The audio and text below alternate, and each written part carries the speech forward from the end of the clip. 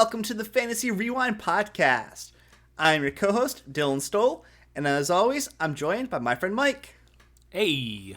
So today, we are continuing on with our Percy Jackson and the Olympians coverage over on Disney Plus with episode 5, which is titled... A God Buys Us Cheeseburgers! A God Buys Us Cheeseburgers. I can has cheeseburgers. And the titles keep on coming. Love it. All right. So, before we go any farther, I'm going to give out the typical reminders. If you want to get in contact with the show, you can send us an email, which is fantasyrewindpod@gmail.com. We're also on X, which is @fantasyrewind. And we're on Instagram as well, which is Fantasy Rewind Pod.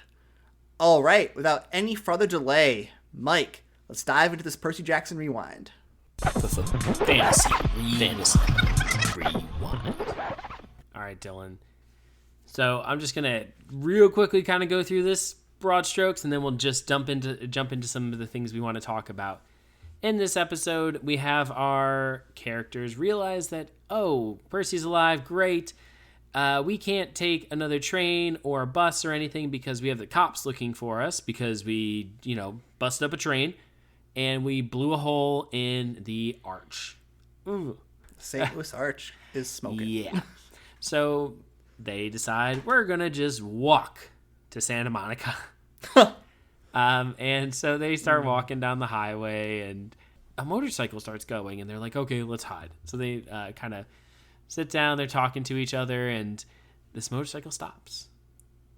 Off pops this kind of bigger gentleman who's in this trench coat. Not scary at all or creepy at all. And he's like, hey, I can help you guys.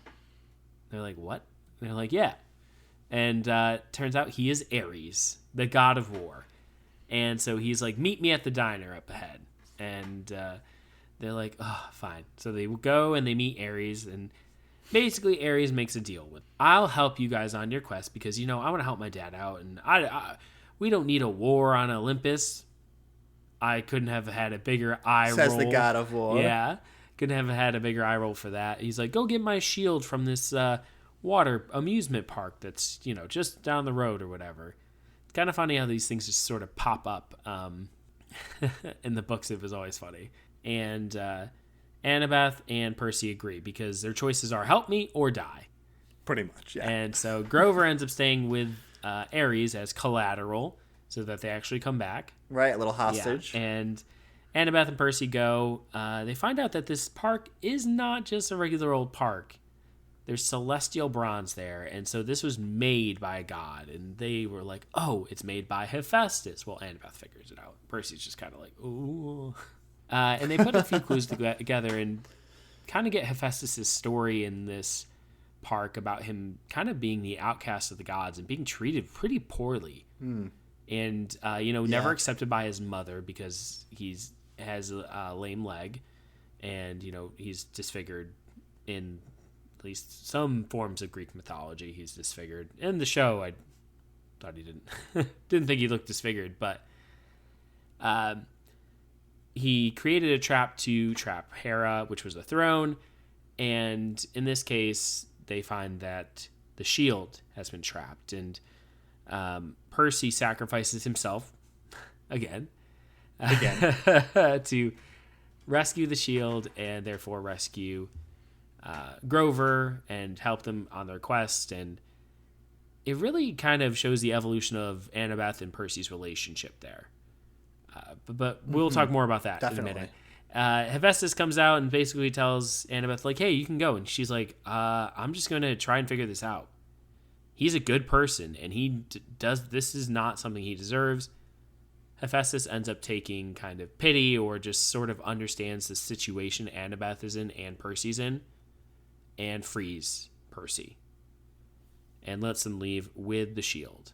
And they bring it to Ares, who gives them a resupply, a backpack full of money and everything else, and a ride in the back of a tractor trailer to Las Vegas, where they will meet Hermes to get transportation all the way to Santa Monica. That's kind of the end of that episode. Now, Grover does do some good work with Ares and having discussions with him about who could have stolen the bolt. And Grover kind of showed he's more than just a regular old satyr that we know. Anyway, Dylan, what are some of the major points you want to talk about? I think some things probably the first thing we should talk about is really Annabeth and Percy's relationship in this episode. Because there's a lot more with kind of how the gods have treated each other. And I think that's really good, kind of the big thing in this episode. Last episode, it was kind of their parents being gods and their relationship with their parents and how it could kind of go sour or be positive pretty quickly over little things. And, Percy coming to accept his dad. And then in this episode, we kind of get like the Olympians have not always been nice to each other. And Ares really says that. He's like, it's what we do. We betray each other. We fight each other, yada, yada, yada. And both Hephaestus and Percy are kind of breaking that mold. And that's kind of how Annabeth gets Percy out, is by saying, like, he's going to be better than us, right? Yeah. And I think that he's not a part of their world. He's not the person who's like hung up on the glory. He doesn't care about that stuff. He's doing this to get his mother back. He's doing this because he's a good person. And Hephaestus, you can tell, relates to Percy in that respect, as far as like not caring about the glory, not really fitting in with the Greek mythological world. And again, like it shows that Percy and Annabeth are growing closer and closer together, and the person that he picked because he could never be friends with her is quickly becoming a best friend. And it's great because they really do. Their friendship is super important as we go forward, and it really does develop throughout the books.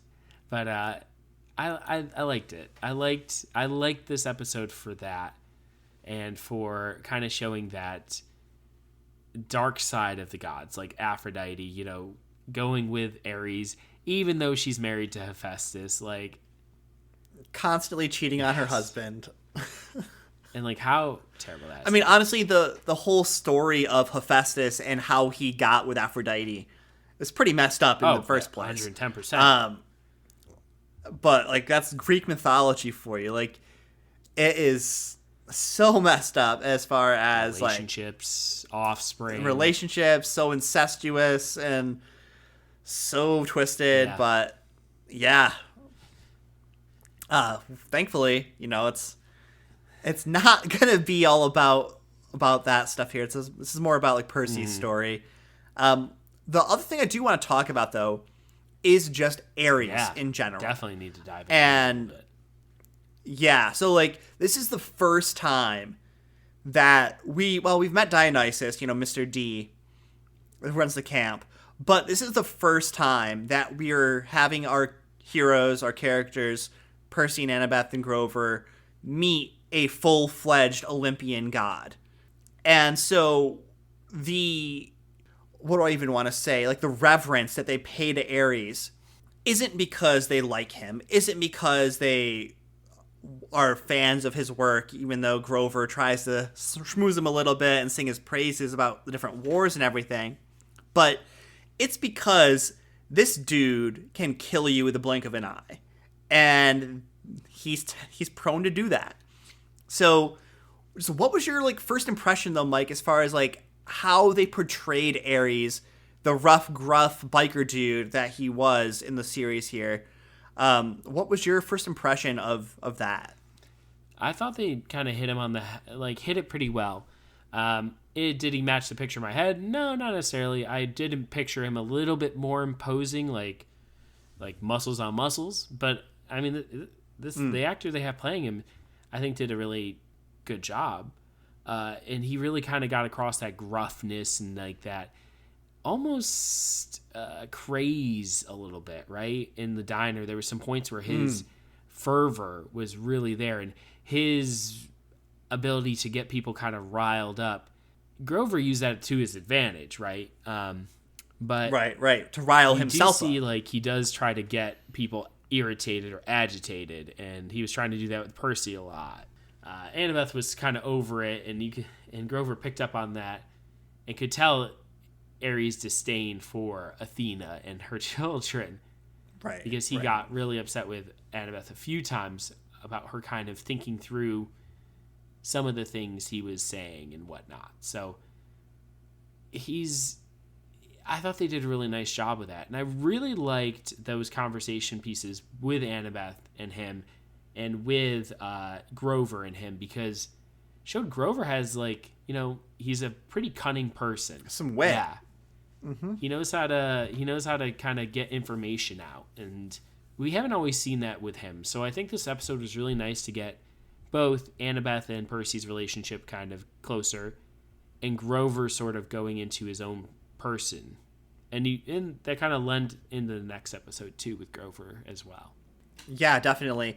I mean, I thought that the way that Ares was portrayed in this episode was pretty good, because he seemed like a kind of like a dude bro on a bike, but one that had like a dangerous glint to his eye. Like, you could just kind of tell, like, he was so aggressive, and like you could just see the aggression barely under the surface of like everything it would just he was take doing. just a little bit and he'd snap.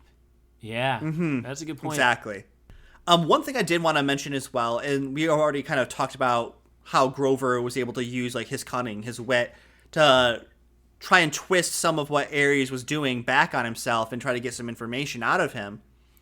But one of the things I found very interesting in this episode is how at the very end, Grover's like, "Guys, I know who stole the lightning bolt," and I thought it was so interesting that throughout like all that conversation there, you never really, at least I didn't, because I've never read the books and everything, like have an idea about like how he could have gotten that information from Ares based on what Ares had said there.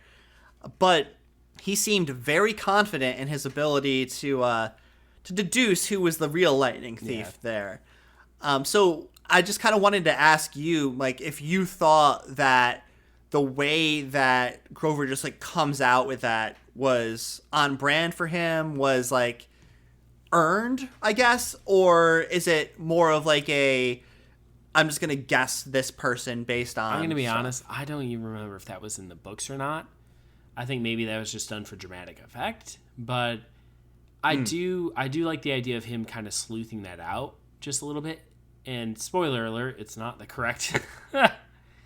Right, that's what I mean, like, because it's a wrong answer. So he's like comes out very convinced that it's the right answer. It shows him piecing things together, which I mean, I think in the next episode, Percy's like, "Oh, I'm just realizing that there's like real ramifications for this, and like there's things beyond my control." It might have been the next episode, or it might have been this one.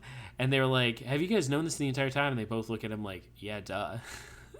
That might have been on the train, even. That was on the train. Oh.